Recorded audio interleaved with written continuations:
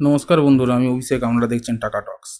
বন্ধুরা, আমরা আজকে থেকে একটা নিউ নো ফিল্টার সিরিজ শুরু করছি, ফান্ডামেন্টাল টক্স উইথ মি। এই সিরিজটায় আমরা একটি করে স্টকে পিক করব এবং তার ইনডেপথ ফান্ডামেন্টাল অ্যানালিসিস করব, আর বুঝবো এই স্টকটা ইনভেস্টমেন্টের জন্য কতটা ভালো না খারাপ। আর আমি সব শেষে কনক্লুশন দেব এবং স্টার দেব, আউট অফ 5 কত স্টার ডিজার্ভ করে। তো চলুন আজ থেকে শুরু করি। প্রথম আমরা যে স্টকটা পিক করেছি সেটা হচ্ছে ভারতী এয়ারটেল। ওকে, তো দেখে নিই ভারতী এয়ারটেল। তো প্রথমে আমরা যেটা করব সেটা হচ্ছে SWOT বা শর্ট অ্যানালিসিস শুরু করছি। তো প্রথমেই দেখে নিই ভারতী এয়ারটেলের স্ট্রেংথ কোন জায়গাগুলো। ভারতী এয়ারটেল জানেন আপনারা, এয়ারটেলের প্রথম যে প্রাইমারি যে ফোকাস সেটা হচ্ছে ফোনের যে আপনার কল সার্ভিস প্রোভাইড করা। তো এরা কল সার্ভিস প্রোভাইড করে। আর এই মুহূর্তে স্ট্রেংথ বলতে গেলে এয়ারটেল ফাইবার যে নেটওয়ার্ক যে শুরু হয়েছে সেইটা শুরু করেছে, যা প্রায় 4 লক্ষ কিলোমিটার পর্যন্ত বিস্তৃত হয়ে পড়েছে।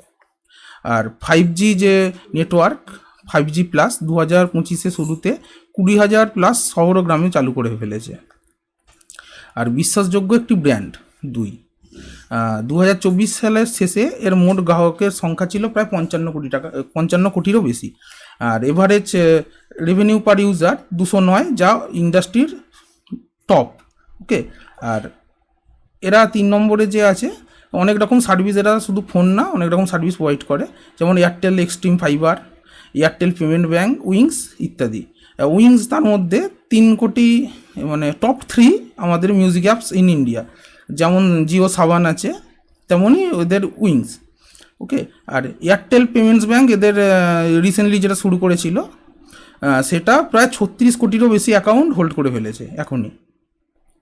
আর 4 নম্বর যদি বলেন তো এদের এবিটা মার্জিন, যা খুবই ভালো, প্রায় 53% কাছাকাছি।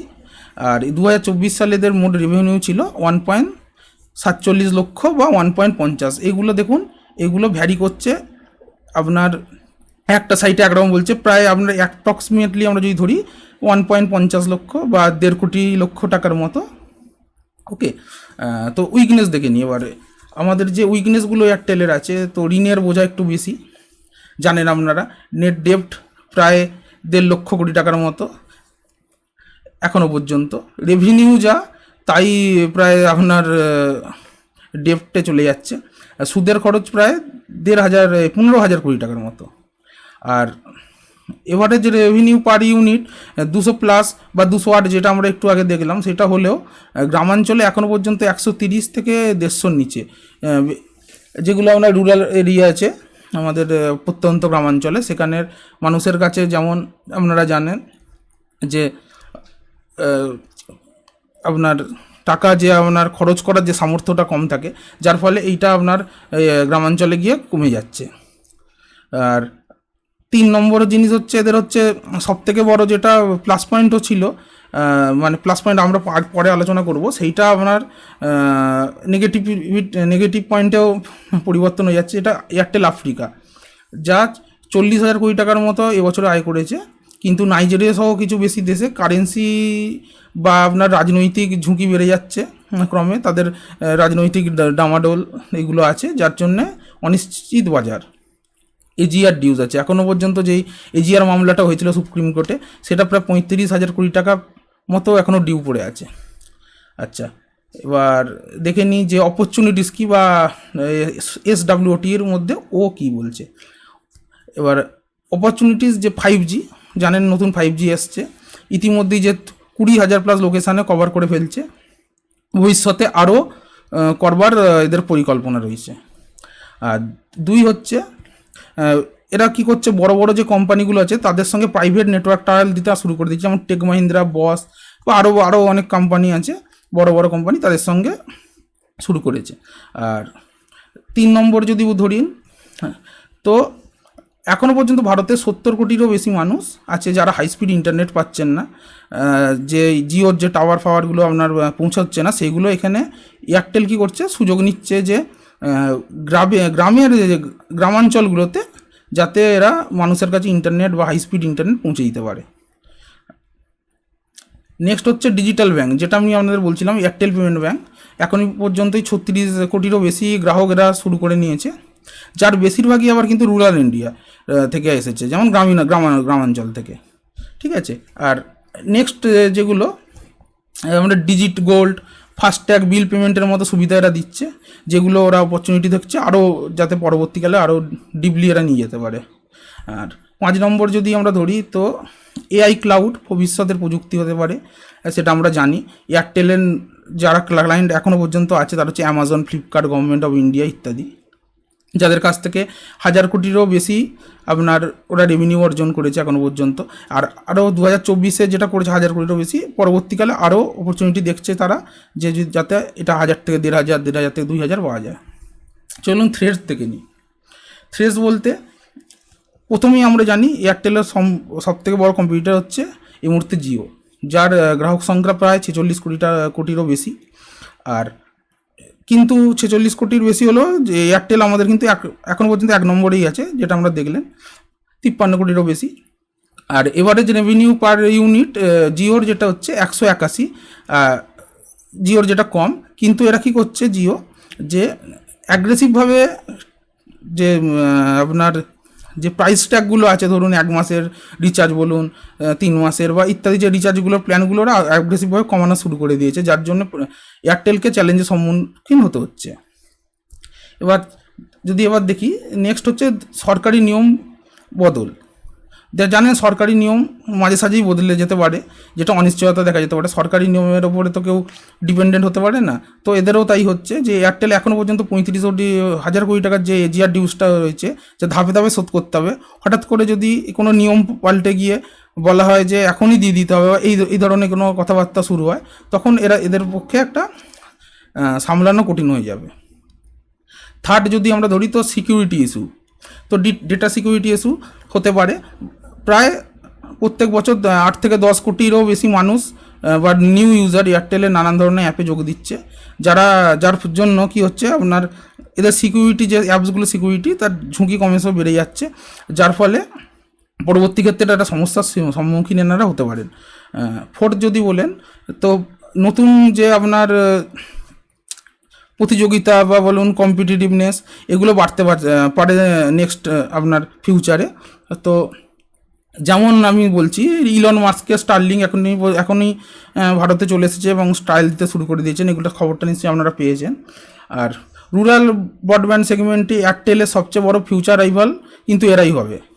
যদি আপনার গ্রামীণ প্রত্যন্ত অঞ্চলে এই স্টারলিংক চলে যায়, তখন এয়ারটেলের পক্ষে একটা বড় ঝুঁকির সৃষ্টি হবে, যা রাইভালরির সৃষ্টি করবে। ওকে, এবার দেখে নিই SWOT। আপনারা দেখলেন যে এত অবধি আছে, যে আপনি রেখেছি। তো এবার আমরা দেখব যে ম্যানেজমেন্ট, একটা যে কোনো আপনার ভালো কোম্পানির ম্যানেজমেন্ট যদি ভালো হয়, তবেই আমরা সেটাকে ভালো কোম্পানি হিসাবে ধরি। তো আমরা প্রথমেই দেখে নিই ম্যানেজমেন্টের এখনও পর্যন্ত যে ম্যানেজমেন্টটা আছে সেটা কীরকম পারফর্ম করছে বাকি। এখন দেখুন কারেন্ট ম্যানেজমেন্ট হচ্ছে গোপাল ভিত্তাল স্যার। আর ইনি একজন বড় আপনার ফান্ড এমডি আপনার এয়ারটেলের। ইনি প্রায় 12 বছর প্লাস ধরে এখানে আছেন এবং স্ট্রং পজিশন নিয়ে হোল্ড করছেন। তো এবার এনার যে পাস্ট এক্সপিরিয়েন্স আপনারা জানেন, যে ইনি প্রায় 20 বছরেরও বেশি সময় ধরে হিন্দুস্তান ইউনিলিভারকে সার্ভিস দিয়েছেন। আর এনার যে মার্কেটিং স্ট্র্যাটেজি এবং যে ম্যানেজমেন্টের যে ইয়েটা আপনার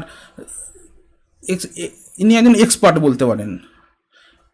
ওকে, আর এয়ারটেলের শেয়ারের 30 থেকে ইনি কী করেছেন 40% করে দিয়েছেন। এয়ারটেলের যে মার্কেট শেয়ার ছিল এতদিন 5 বছর 6 বছর আগে, তার তুলনায় এখন দেখুন মার্কেটের শেয়ার আপনার বাড়তে শুরু করেছে এনার দায়িত্বকালে। তো এইটা কিন্তু খারাপ দিক, এটা কিন্তু ভালো দিক না কোনো।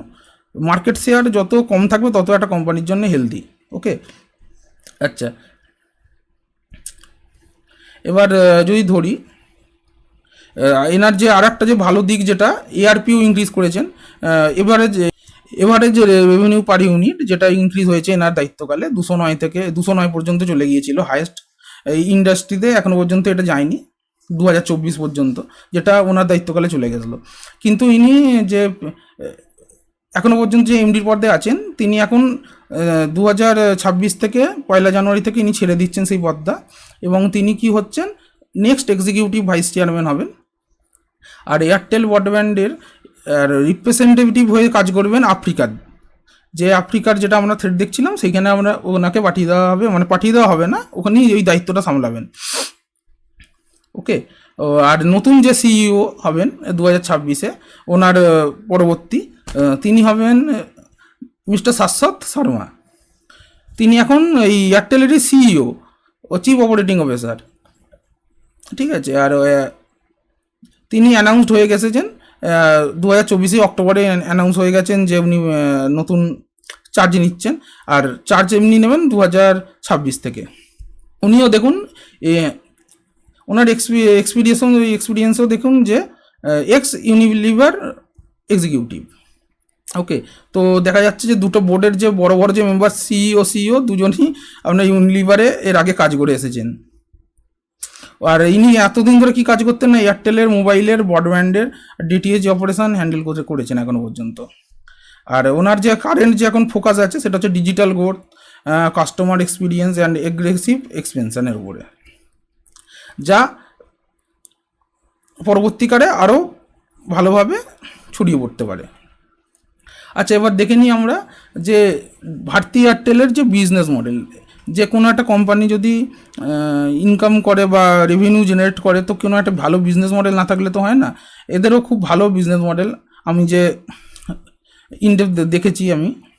তো এদের যে বিজনেস মডেলটা হচ্ছে multi vertical subscription based service driven model. Okay. মানে এরা সার্ভিস থেকে রেগুলার ইনকাম করেন এবং একসাথে গড়ে তোলা একটি ইকোসিস্টেম তৈরি করেছেন। আর এয়ারটেলের যে মূল 4টি পিলার হচ্ছে যেখান থেকে এদের আয় আসে, সেটা হচ্ছে প্রথম সেগমেন্ট হচ্ছে মোবাইল সার্ভিস।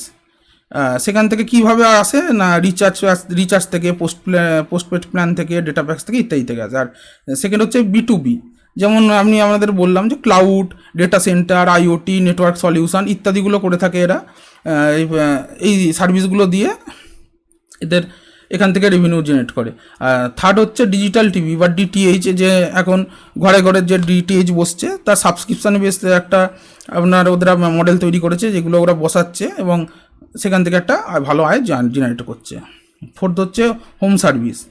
তো এয়ারটেল এক্সট্রিম ফাইবার ল্যান্ডলাইন যে আপনার ইন্টারনেটের জন্য এরা এইগুলো এখন প্রোভাইড করা শুরু করে দিয়েছে। 2021-22 থেকেই শুরু করে দিয়েছিল, এটা আস্তে আস্তে এক্সপেনশন হচ্ছে এবং পরবর্তীকালে আরও হতে পারে এরকম একটা ধারণা করা হচ্ছে বা ওনারা ধারণা করছেন। তো এবার দেখিনি রেভিনিউ 2024 যে ফিনান্সিয়াল ইয়ার থেকে যে এসেছে সেটা কোথা থেকে বেশি এসেছে, তো মোবাইল থেকে বেশিরভাগটাই এসেছে, প্রায় 63% মতো মোবাইল কানেকশান থেকে নিয়ে 93,000 কোটি টাকা। আর এয়ারটেলের বিজনেস যে আপনার B2B যে এই সেগমেন্টটা থেকে ওরা জেনারেট করেছে প্রায় 20,000 কোটি টাকার মতো। আর ডিটিএইচ থেকে আসেছে 6,000 কোটি টাকার মতো। আর হোমস ব্রডব্যান্ড বা এই আপনার ইন্টারনেট পরিষেবা বা ইত্যাদি যেগুলো আছে ওগুলো দিয়ে ওরা করেছে প্রায় 3,000 কোটি টাকার মতো। এবং আফ্রিকার যে নেশানগুলোতে ওনারা প্রোভাইড করছেন এই সার্ভিসগুলো, সেখান থেকে প্রায় 40,000 কোটি টাকার কাছাকাছি ওনারা রেভিনিউ জেনারেট করেছেন, যা 27%-এরও বেশি। যা আমাদের ইন্ডিয়ার যে কোনো আপনার যে এই সেগমেন্টের যেসব বড় বড় খেলোয়াড় আছে বা স্টক আছে, বা যেমন ধরুন আপনার ভোদাফোন, আইডিয়া বা জিও, এদের থেকে অনেক বেশি। তো এদের ভ্যালু চেন কীভাবে চলে সেটা দেখিনি। তো কাস্টমার অ্যাকুইজিশনের মাধ্যমে এর ভ্যালু চেন, যেগুলো প্রিপেড সিম, পোস্টপেডস, আচ্ছা DTH, fibre, online and offline channel, strong distribution network আছে এদের, 10 লাখেরও বেশি রিটেলার্স এদের হয়ে কাজ করছে। আচ্ছা, এদের যে রেভিনিউ মডেল যেটা রিকারিং যে প্রত্যেক বছর আসতেই থাকছে, সেটা হচ্ছে মান্থলি রিচার্জ থেকে, সাবস্ক্রিপশান থেকে, প্রেডিক্টেবল ক্যাশ ফ্লো। এদের মানে এটা ওরা বুঝতে পারে যে কতটা ওরা জানে যে এই মাসে এতটা মান্থলি রিচার্জ হতে পারে বা সাবস্ক্রিপশান এই মাসে এতটা নেয়, তো অতএব ওরা আগে থেকে প্রেডিক্ট করে নিতে পারে। আচ্ছা, ক্রস সেলিং এর বান্ডেলিং, যেমন Airtel black, one bill for mobile, এইসব যে অফারগুলো এরা এনেছে, ডিটিএইচ ব্রডব্যান্ড আর আপনার মোবাইলকে একসঙ্গে নিয়ে এসে যে প্রোভাইড করছে একটা বিলের মাধ্যমে, যে একটা মাসে একবারই পেমেন্ট করতে হবে, যে এই 3টে পরিষেবা ওনারা দেবেন। আচ্ছা, ডিজিটাল প্ল্যাটফর্মে এদের কস্ট অনেক কম আর লয়ালিটি অনেক বেশি, যেমন Thanks app, Wings app, Airtel Xstream, এগুলো এদের কাস্টমারের এঙ্গেজমেন্টগুলোকে আরও বাড়াচ্ছে, যার ফলে এদের বিজনেসে ভালো আপনার রেভিনিউ জেনারেট হচ্ছে। আর ফিফথ যদি বলেন তো বিটুবি আর ক্লাউড সার্ভিস, যেগুলো আমরা আলোচনা করলাম, হাই মার্জিন গেম, এগুলো হচ্ছে প্রচুর আপনার মার্জিন খুব বেশি, কস্ট কম মার্জিন বেশি। Airtel business server, Amazon, Flipkart, government agency এদেরকে দিচ্ছে, যা প্রত্যেক বছর 15% এর থেকে বেশি গ্রোথ হচ্ছে। ঠিক আছে, এবছরে ধরুন 14 ছিল, সে বছর তারপরে বছর 15, তারপরে বছর 16, এরকমভাবে গ্রোথ হতে থাকছে। ওকে, আর যদি গ্রোথ ইঞ্জিন আমরা ধরি তো 5G রোল আউট মানে হওয়ার পরে এখনই পর্যন্ত 20,000 প্লাস টাউন আর ভিলেজে ওরা কভারেজ দিয়ে দিয়েছে, ভবিষ্যতে আরও দেবে। রুরাল এক্সপেনশন, যেগুলো আপনার গ্রাম অঞ্চলে আনকানেক্টেড যেগুলো ইউজার আছে তাদেরকে এখনও ওরা চেষ্টা করছে যাতে ওদের বিজনেসের মধ্যে নিয়ে চলে আসতে পারে, তাদেরকে পরিষেবা দিতে পারে। আচ্ছা, এছাড়া ওদের যে ফিনটেক ব্যাংক আর এয়ারটেল পেমেন্ট ব্যাঙ্ক, এইগুলো যে করে 36 কোটিরও বেশি অ্যাকাউন্ট হোল্ড করে নিয়েছে, যেগুলো যার ফলে এদের যে কাস্টমার বেসটা অনেক ভালো হয়ে গেছে। ওকে, নাম্বার 1 আমাদের ইন্ডিয়ার ব্র্যান্ড, তার তো হবেই, এটা তো জানাই কথা। আর কন্টেন্ট আর এন্টারটেনমেন্ট যে ব্র্যান্ডগুলো ওদের, উইংস আর এয়ারটেল এক্সট্রিম, এই দুটো ওদের প্রডিউস করেছে এখনো পর্যন্ত। আর এন্টারপ্রাইজ আর ডিজিটাল সলিউশনে ওরা এআই, ক্লাউড, আইওটি ইত্যাদিতে আপনার ওদের একটা ভালো আয় জেনারেট হচ্ছে। তো আমরা যে শর্ট অ্যানালিসিস বা ধরুন দেখলাম যে বিটুবি মডেল, বিজনেস সেগমেন্ট, এগুলো যে আলোচনা করলাম, এগুলো থেকে আমরা যে বুঝতে পারছি এদের যে বিজনেস মডেল বা ধরুন ম্যানেজমেন্ট থেকে আরম্ভ করে এদের যেভাবে এরা পরিচালন করছে বা কিছু, এটা কিন্তু খুব স্ট্রং। ওদের ভবিষ্যতে যে খুব একটা যে হেরফের হবে বলে আমরা ধারণা করতে পারছি না। কেন দেখুন না, যে যে মেন আমাদের প্রবলেম থাকে যে ভালো ভালো যে স্টকগুলোতে ম্যানেজমেন্ট যখন পরিবর্তন হয়ে যায়, পুরোটাই পরিবর্তন চলে আসে। কিন্তু এনারা কি করছেন যে মানে এখনকার যে কারেন্ট সিও, তাকে ওনারা নতুন সিইও পদে বসাচ্ছেন। তো খুব একটা যে পরবর্তীকালে যে চ্যালেঞ্জের সম্মুখীন হবে তা কিন্তু না। আর দেখতে পেলেন যে থ্রেটগুলো কীরকম, অপরচুনিটিগুলো কীরকম, আর উইকনেসও কিছু আছে। দেখুন, যে কোনো কোম্পানিতে উইকনেসও থাকবে, স্ট্রেংথও থাকবে, সেইগুলোকে রিকভারি ওনারা কীভাবে করছেন সেটাই হচ্ছে বড় কথা। আপাতত দেখুন, একটা বড় যে দুর্ঘটনা, যে আপনার এজিআর মামলা থেকে ওনারা, যেখানে আমাদের ইন্ডিয়ার যে বড় বড় আরও যে আপনার এই মোবাইল সেগমেন্টের যে খেলোয়াড়গুলো ছিল বা স্টকগুলো ছিল, যারা একেবারে তলানিতে চলে গেছে, সেখান থেকে ওরা ঘুরে দাঁড়িয়ে যে আবার টপ বা লিড করছে, সেটা কিন্তু একটা বড় ব্যাপার। তো আমরা এনাদেরকে, এই স্টকটাকে আমরা এই যে যতটা দূর আলোচনা করলাম তার ভিত্তিতে কিন্তু খারাপ না, কোনোদিনই খারাপ না। নাম্বার 1 আমাদের এই গোটা আমাদের ইন্ডিয়ার যে কটা স্টক আছে এই সেগমেন্টে সব থেকে ভালো, মার্কেট লিডার। তো এটাকে আমরা খুব একটা খারাপ হিসাবে ধরবো না। তো চলুন আমরা দেখে নিই যে নেক্সট, আমাদের তো শুধু এইটুকানি দেখে নিলে হবে না, আমাদেরকে এবার অ্যানালিসিস করতে ফান্ডামেন্টাল অনুযায়ী যে কিছু যে ডেটা, সেইগুলোকে আমরা অ্যানালিসিস করবো, তারপরে আমরা লাস্ট ভার্ডিক্ট দেবো যে এটাকে আপনারা ইনভেস্টমেন্টের জন্য প্ল্যান করবেন কি না। ওকে, তো চলুন দেখে নিই। তো নেক্সট আমরা যেটা দেখব যে এনাদের মার্কেট ক্যাপ, যেমন জানেন আমরা প্রায় 11 লক্ষ কোটি টাকার মতো। হ্যাঁ, এবার এই 11 লক্ষ কোটি টাকার যে মার্কেট ক্যাপ, মানে এটা আপনার লার্জ ক্যাপে পড়ছে। আর এবার দেখুন এদের স্টকের পি হচ্ছে 55, আর ইন্ডাস্ট্রি পি হচ্ছে আপনার সেখানে 39.6। এটা কিন্তু হতেই পারে, এটা না হওয়ার কিছু নেই, যেহেতু এটা বড় একটা স্টক, মার্কেট লিডার, তো এদেরকে হতেই পারে, এটা কোনো ব্যাপার না। দেখুন, আমরা তো এখানে বসে এখন আমরা নেক্সট যে বড় খেলোয়াড় বা যারা আপনার ধরুন মাল্টিব্যাগার হবে সেটা তো খুঁজছি না, এটা তো অলরেডি মাল্টিব্যাগার। তো এটাকে আমরা যে কারেন্ট যে সিনারিও আছে তারপরে যে ইনভেস্ট করবো কিনা সেটার জন্য আমরা প্ল্যান করছি। তো এইটা কোনো আমার কাছে ফ্যাক্টর নয়। দেখুন, তাও আমি এটাকে এটা একটা পয়েন্ট আমাদের কাছে একটা লুজ করলো ধরুন, কিন্তু জেনারেলটা কনসিডার করা উচিত নয়। আচ্ছা, নেক্সট দেখুন হচ্ছে এদের আর্নিং পার শেয়ার হচ্ছে 43 টাকা। এই যে 1835 টাকা যে চলছে এখন বাজারে, যে নতুন যে ইনভেস্টাররা যে ইনভেস্ট করছেন তার এগেনস্টে এনারা ইনকাম করছেন প্রায় 43 টাকার মতো। তো এটা খারাপ না খুব একটা। আচ্ছা, এবার দেখি ডেপ টু ইকুইটি, যেটা সব থেকে বড় সমস্যা এই গোটা এই ভারতী এয়ারটেলটার আমার সব থেকে মনে হয় সেটা হচ্ছে এদের ডেপ। দেখুন প্রায় 2,25,541 কোটি টাকার ডেপ্ট পড়ে আছে, যেটা ক্রমাগত বাড়তে থাকছে, যেটা খুব একটা বড় ভালো কথা নয়। ঠিক আছে, আর আমরা যখন অ্যানালিসিস করি ফান্ডামেন্টাল, এইটাই আমরা সব থেকে বেশি লক্ষ্য করি, ডেপ্ট টু ইকুইটি। এটা যত কম থাকে তত ভালো, কিন্তু এদের কাছে সেটা ভালো নয়। কিন্তু ঠিক আছে, আমরা এটাকে নেগেটিভ দিক হিসাবে ধরবো। আর দেখুন এর যে নেক্সট হচ্ছে ইন্ডাস্ট্রি পি, যেটা আমরা আলোচনা করে নিলাম। আচ্ছা, অ্যাডম্যান জেট স্কোর এদের কিন্তু ভালো, এটা একটা পজিটিভ দিক, যেটা বেশিরভাগ ক্ষেত্রেই 4 হয়, এটাকে প্রায় 4.5-এর কাছাকাছি, তো এটা কোনো খারাপ না। আচ্ছা, নেক্সট আমরা ধরে নিই plate jet percentage. Plate jet percentage এদের খুব ভালো। প্লেট যে এদের কোনো কিছু ধরুন ওনা সেটাকে কোথাও গিরবি দিয়েছে, বা যে টার্মটা কোনো ব্যাংকে কোনো জিনিস দিল, দিয়ে তার থেকে সুদ নিয়ে কোনো টাকা নিল, এইটা কিছু করেনি এরা ডাইরেক্ট লোন নিয়েছে। তো এদের প্লেস পার্সেন্টেজ খুব ভালো, কোনো অসুবিধা নেই। আচ্ছা, নেক্সট হচ্ছে রিটার্ন অন ইকুইটি 14.9, যা এইটা একটু, এটাকে আমরা মিডিয়াম ধরতে পারবো। ঠিক আছে, এটা কিন্তু খুব একটা ভালো না, এটা আরও একটু বেশি হলে আরও ভালো হতো। আচ্ছা, অপারেটিং প্রফিট যে মার্জিন আছে এদের, এটা হচ্ছে ওপিএম লাস্ট ইয়ার 52.2, এটা বিগেস্ট প্লাস পয়েন্ট এদের। যদি ধরি এইটা কিন্তু খুব বিগেস্ট প্লাস পয়েন্ট। এটা যেমন আমরা বিগেস্ট মাইনাস পয়েন্ট ধরছিলাম, এটা বিগেস্ট প্লাস পয়েন্ট। আচ্ছা, এইটাও আমরা পিওরস্কি স্কোর, এটাও কিন্তু ভালো আছে এদের, 5-এর ওপরে, যা সাধারণত বড় বড় কোম্পানিতে 3-এর নিচে থাকে।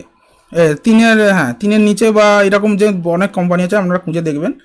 আচ্ছা, ডিভিডেন্ড, এরা এই ডিভিডেন্ডও দিচ্ছে প্রায় 0.43% কাছাকাছি, যা ভালো। কিছু না দেওয়ার থেকে তো ভালো, যা ওরা আয় করছে তার থেকে তো কিছু পার্সেন্ট আপনারা ইনভেস্টারদের দিচ্ছে, বা যারা শেয়ার হোল্ডার তাদেরকে দিচ্ছে, খুবই ভালো। এবার দেখুন আরওআইসি বা রিটার্ন অন ইনভেস্টেড ক্যাপিটাল, যেটা এদের আরেকটা মাইনাস দিক। ওকে, 11.4, আমি খুব একটা ভালো পজিটিভিটাকে দেখি না, এটা আরও বাড়লে আরও ভালো হয়। আচ্ছা, রিটার্ন অন ইকুইটি এদের মিডিয়াম মডারেট, এটাও কিন্তু খুব একটা ভালো না, এটা মডারেট আমরা ধরতে পারি। এটা খুব একটা আপনার আরও বেশি ধরুন 20 থেকে 30 এই লেভেলের মধ্যে থাকলে খুব ভালো হতো। আর এনপিএম বা নেট প্রফিট মার্জিন আগের বছরে এদের ছিল 9.10, যেটা ঠিকঠাক, এটা কোনো খুব একটা ভালোও না, খুব একটা খারাপও না। ওকে, তো আমরা কি পজিটিভ কটা দেখলাম? পজিটিভ দিক দেখলাম আমরা এখানে 3টে, আর নেগেটিভ দিক দেখলাম আমরা যেটা 2খানা, আর মডারেট দিক যেটা দেখলাম এখানে 2খানা। তো এখান থেকে যেটা দেখলাম পজিটিভ 3খানা পজিটিভ আমরা পেয়ে গেছি এখানে। আচ্ছা, 2টো নেগেটিভ আর 2টো মডারেট। তো সেই থেকে আমরা যদি আলোচনা করি, তো এই যে স্টকটা, এটা কিন্তু খুব একটা খারাপ স্টক না, এর থেকে অনেক বাজে স্টক আছে, যেগুলো আমরা পরবর্তীকালে যখন আলোচনা করব তখন দেখবেন। তো এই স্টকটা আমাদের ইন্ডিয়ার লিডার স্টক। তো এটা আমরা যদি এখানে 5-এ যদি আমরা কিছু এদেরকে স্কোর আমরা করি, তো আমরা এরা 5-এ 3.5 অবশ্যই পেয়ে যাবে। ওকে, তো চলুন আমরা এবার দেখে নিই একটু আপনার এদের যে ব্যালেন্স শিটটা কীরকম আছে বছরে। ওয়েট এক মিনিট। এই দেখুন, পিআর কম্পারিজন যদি আমরা করি, তো দেখুন ভারতী এয়ারটেল সবার ওপরে, এরপরে ভারতী হেক্সাকম আছে, তার নিচে আছে ভোদাফোন আইডিয়া, আর রিলায়েন্স। তো এই যে সেগমেন্টটা, এখানে রিলায়েন্সকে ওরা জিও তো আলাদা করে কোনো আপনার স্টক বের করেনি, তো এই জিওকে এখানে ঢোকায়নি, তাহলে জিও এখানে ওই ভারতী হেক্সাকম যেটা দেখাচ্ছে এখানে জায়গায় জিও থাকার কথা। ওকে, তো চলুন আমরা একটুখানি দেখে নিই, একটু কোয়ার্টারলি রেজাল্টও দেখে নিই। দেখুন কোয়ার্টারলি রেজাল্টে যেমন নেট প্রফিট কিন্তু তুলনামূলকভাবে প্রত্যেক আপনার কোয়ার্টারলি হিসাবে কিন্তু বাড়ছে। দেখুন এক বছর একবার 2000, একবার তারপর বছর 4000, তারপর 4100, 4700 ছিল। এবছরে লাস্ট যে কোয়ার্টারে 16135 খুবই ভালো, কোনো সমস্যা নেই এদের। আচ্ছা, এবার একটু ব্যালেন্স শিটটা আমরা একটু আমি চোখ বুলিয়ে নেবো। তো এবার ব্যালেন্স শিটেই আমরা প্রথমে দেখবো হচ্ছে ইকুইটি ক্যাপিটাল, যে এদের বাজারে কীরকম পরিমাণে ইকুইটি আপনার ওরা ছেড়েছে, যে সাধারণ যে ইনভেস্টার বা আপনার কোনো রিটেলারদের জন্য। দেখুন প্রত্যেক বছর 2014 থেকে 2019, যেটা আমি একটা সময়কালটা ওনার যে সিইও, কারেন্ট সিইও, তার সময়কালে আমি বললাম যে বেড়ে গিয়েছে, ওই জিনিসটা খারাপ। দেখুন এখান থেকে 2020 থেকে 24 পর্যন্ত ধীরে ধীরে আস্তে আস্তে কিন্তু বাড়তে থাকছে, এটা কিন্তু খুব খারাপ দিক, এটাকে আমরা নেগেটিভ হিসেবে ধরবো। ওকে, তো রিজার্ভ, এবার নেক্সট হচ্ছে রিজার্ভ এদের কীরকম।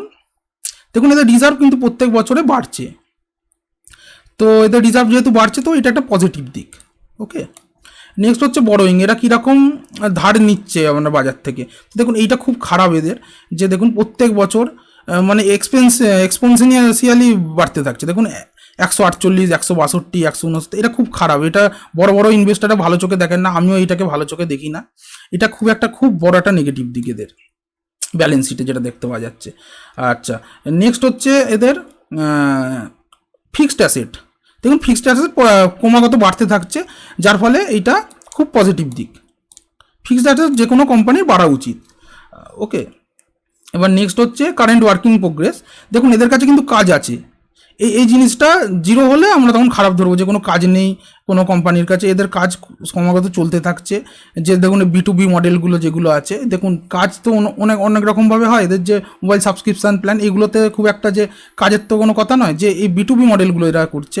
বা ধরুন কোনো আফ্রিকান নেশানগুলোতে যেগুলোতে ওরা বিজনেস করতে গেছে, তো সেখানে কাজ চলছে। কিন্তু দেখুন 8753, এটা কিন্তু এটাকে আমরা পজিটিভ হিসেবেই ধরবো।